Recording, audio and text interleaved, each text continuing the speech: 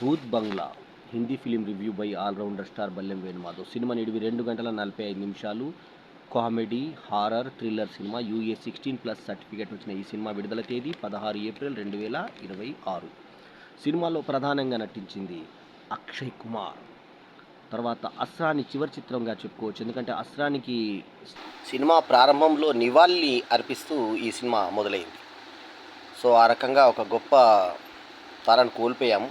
అందుకు బాధగా ఉన్న ఆయన్ని గుర్తు చేసుకుంటూ స్టార్ట్ చేశారు సినిమాని. అట్లాగే అక్షయ్ కుమార్ ద్విపాత్ర అభినయం చేసిన ఈ సినిమాలో టబు, వమికా గబ్బి, జిసుసేన్ గుప్తా, తర్వాత పరేష్ రవాల్, రాజ్పాల్ యాదవ్, మిథిలా పాల్కర్, తర్వాత మనోజ్ జోషి తదితరులు నటించారు. ప్రియదర్శన్ దర్శకుడైనటువంటి ఈ సినిమాకి ఏక్తా కపూర్, శోభా కపూర్, అక్షయ్ కుమార్లు నిర్మాతలు. కాగా అక్షయ్ కుమార్ తను స్వీయ నిర్మాణంలో చేసినటువంటి ఈ సినిమా హారర్ ప్రియులను ఆకట్టుకుంటుందనే చెప్పాలి.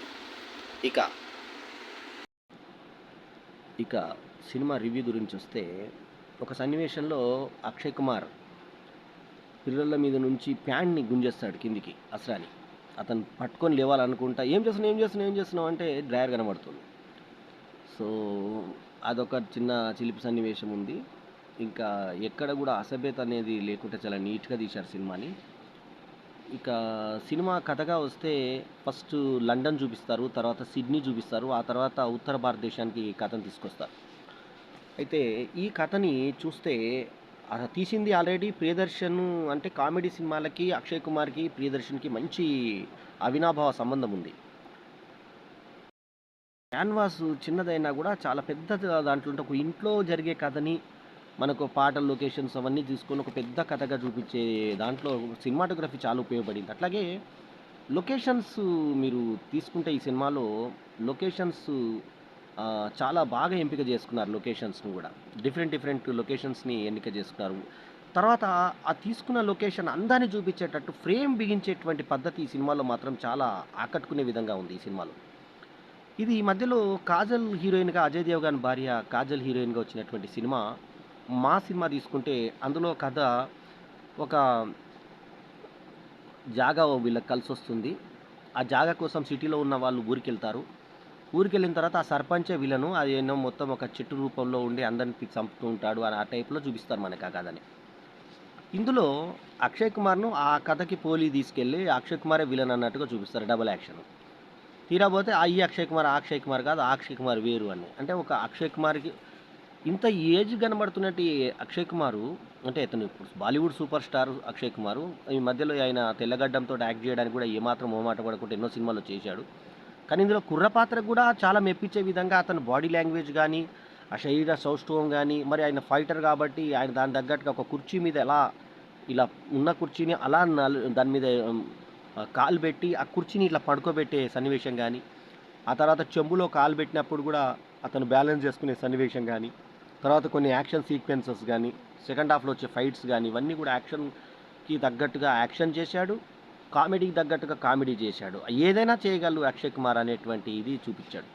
ఇక హీరోయిన్లలో చెల్లెలుగా చేసిన అమ్మాయి చేసింది. అట్లాగే టబు బాగా ఉంది. ఇతనికి ఒక అమ్మాయిని ఫిక్స్ చేసి ఆ లాస్ట్లో అమ్మాయిని దయ్యమంటూ సస్పెన్స్ చూపించడం, అది బాగుంది.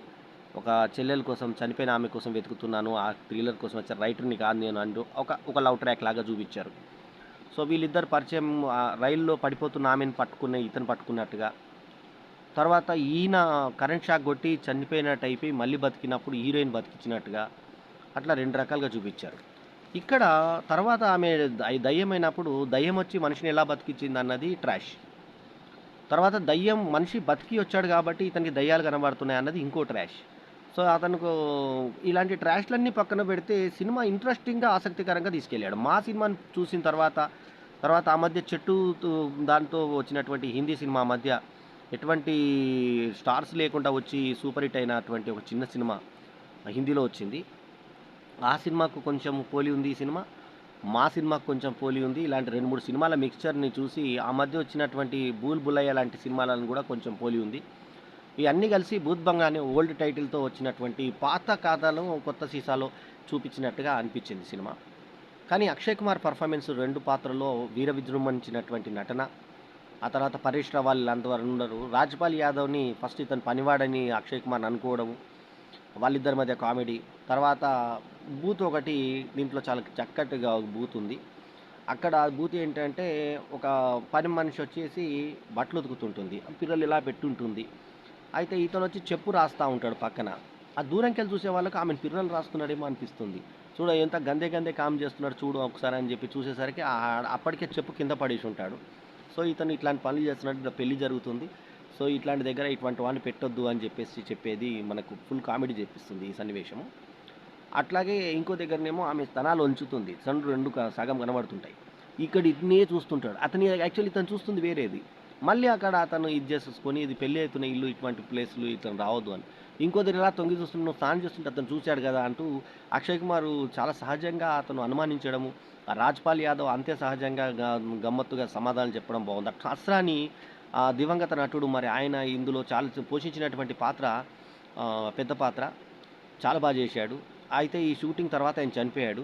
సో, ఆయన మనకు షోలే దగ్గర నుంచి పరిచయమైన అస్రాని ఈ సినిమా ద్వారా మనం ఇంకోసారి ఆ పాత తరం నటులను చూసుకున్నట్టుగా చూసుకోవడం మనం బాగా అనిపించింది. అట్లే పరేష్ రావల్ కూడా తనదైన శైలిలో నటించడం. లింక్ కామెడీ ప్రియదర్శన్ ఎప్పుడు పెట్టేటువంటి లింక్ కామెడీ అంటే ఏదైనా ఒక వైర్ చుట్టుకోవడము, అది పెట్టుకోవడం ఇవన్నీ జనరల్లీ ప్రియదర్శన్ క్లైమాక్స్‌లలో పెడుతుంటాడు. అది ఇందులో స్టార్టింగ్‌లోనే వీళ్ళు పరిచయమైన దగ్గరలోనే పెట్టేటువంటి ప్రయత్నం వైర్లు చుట్టుకొని ఒకరి వైర్లు ఒకళ్ళు తీసుకొని అందరూ ఒకరినొకరు తగులుకుంటూ పడేటువంటి రెగ్యులర్ ఆయన సినిమాల్లో ఉండేటువంటి ఆ టైప్ కామెడీ ఇందులో గూడా పెట్టడం జరిగింది. సరే ఇదయిపోయింది. ఇదయిపోయిన తర్వాత ఇంకా సాంగ్స్ చిత్రీకరణ దగ్గర పర్వాలేదనిపించే విధంగా ఆ పాటలు ఆ అమ్మాయితో హీరోయిన్‌తో పాటలు అవన్నీ గూడా అమ్మాయి గూడా సెకండ్ లీడ్ చేసిన అమ్మాయి గూడా బాగుంది. టబు తర్వాత ఫ్లాష్ బ్యాక్స్‌లో అక్షయ్ కుమార్ మోయించినటువంటి టబు, జిస్సు సేన్ గుప్తాదేమో అదొక టైప్ కథ. సో, ఆయన ఇష్టపడ్డటువంటి ప్రియురాలిని తన కొడుకు కోసం ఇతను ఆహ్, కావాలని మాంత్రికుడు గురువుగారు అడగడము. ఆ గురువుగారు అదంతా గూడా ఓ డిఫరెంట్ కథగా తీసుకున్నారు. తీసుకొని ఆహ్, కడుపులో పడ్డదేమో టబుకి అక్షయ్ కుమార్ కొడుకే. కానీ పెళ్లి చేసుకుంది మాత్రం జేసు సెన్‌గుప్తా నా కొడుకు కాదు అని చెప్పడం. ఇతను అక్కడెక్కడో విదేశాల్లో తన చెల్లెల పెళ్లి, ఆయన పెళ్లి ఇక్కడే చేసుకుందాము వెడ్డింగ్ డెస్టినేషన్ లాగా అని జెప్పేసి మ్యారేజ్ ప్లానర్ లాగానేమో పరేష్ రావల్‌ని తెచ్చుకుంటారు. రాజ్‌పాల్ యాదవ్ ఎలక్ట్రీషియన్‌గా వస్తాడు. అట్లా ఒక బూత్ బంగ్లాలో వాళ్ళు దిగడము, ఆ తర్వాత అక్కడ జరిగిన సంఘటనలేంటి, అస్రాని ఏమో అక్కడ అన్ని సామాన్లు అమ్ముకునేటువంటి వ్యక్తి, శంభు అనే పాత్ర. సో, వేరే దగ్గర ఎక్కడైతే ఇతను హోటల్‌లో దిగుతాడో అక్కడ అన్ని పాతయి ఇక్కడ సామాన్లన్నీ అక్కడ అమ్ముతుంటాడు. అది గుర్తుపడతాడు అక్షయ్ కుమార్. సో, ఆ తర్వాత అక్కడొచ్చి అన్ని బాగు చేస్తాను, దిగుతాను ఇలాగ అన్న తర్వాత ఇంటర్వెల్‌లో ఇతనే దయ్యం అనేది చూపించి అతని రూపంలోనే ఇంకొక దయ్యం అని చెప్పి తర్వాత క్లారిఫై చేసుకొని ఇంటర్వెల్ తర్వాత ఈ బూత్ కామెడీ, ఈ చక్కటి సరదా సంఘటనలు, ఈ హారర్ కామెడీ అన్నీ కలవజేసి 'భూత్ బంగ్లా' సినిమాని మంచి ఎంటర్‌టైన్‌మెంట్ సినిమాగా మాత్రం 2 గంటల 45 నిమిషాలు పూర్తిగా కుటుంబ సమేతంగా చూడవచ్చు. ఆ పిల్లల సన్నివేశంను, తల్లుల సన్నివేశం అదంతా చాలా కామన్‌గా మరీ ఇబ్బంది ఏం లేదు కాబట్టి ఏ సర్టిఫికేట్ ఇవ్వలేదు ఈ సినిమాకి. సో, నీట్‌గానే తీశారు సినిమాని. సో, ఓవరాల్‌గా ప్రియదర్శన్ డైరెక్షన్‌లో వచ్చినటువంటి ఈ సినిమా ఎంజాయబుల్ సినిమాగా మనం చెప్పుకోవచ్చు. బాగుంది సినిమా. సో, ఈ సినిమాకి నేనిస్తున్నటువంటి రేటింగ్ 3.75/5. మా సినిమానిను ఇంకా వేరే ఇట్లా మన చెట్టు మీద వచ్చినటువంటి సినిమా, ఆ సినిమాలు గనక ఇవి మనం పోలిక తెచ్చుకోకపోయుంటే, ఇంకా అసలు ఈ సినిమా రేంజ్ ఇంకో రాగుండేది. సో, 'బూల్ బులయ్యా' సీరీస్‌ని కూడా కొంత గుర్తు చేసిన 'భూత్ బంగ్లా' పర్వాలేదనిపించే ఇది. మన సౌత్ ఇండియన్ డైరెక్షను ప్రియదర్శన్‌ది బాగుంది. సో, సినిమాటోగ్రఫీ అయితే ఆకట్టుకునే విధంగా సాగింది. సో, ఓవరాల్‌గా ఈ సినిమాకి నేను ఇచ్చినటువంటి rating 3.25/5 is my review rating. ఈ రివ్యూ గనుక మీకు నచ్చితే లైక్ చేయండి, కామెంట్ చేయండి, షేర్ చేయండి. మా ఛానల్‌కు తప్పకుండా సబ్స్క్రైబ్ చేయండి. ఎల్లప్పుడూ మీ ఆదరాభిమానాలను ఆశించే me all rounder star Ballem Venumadhav. నమస్తే. ఇంకోటేంటంటే అక్షయ్ కుమార్ ఎప్పటికీ అక్షయ్ కుమారే. జై హింద్.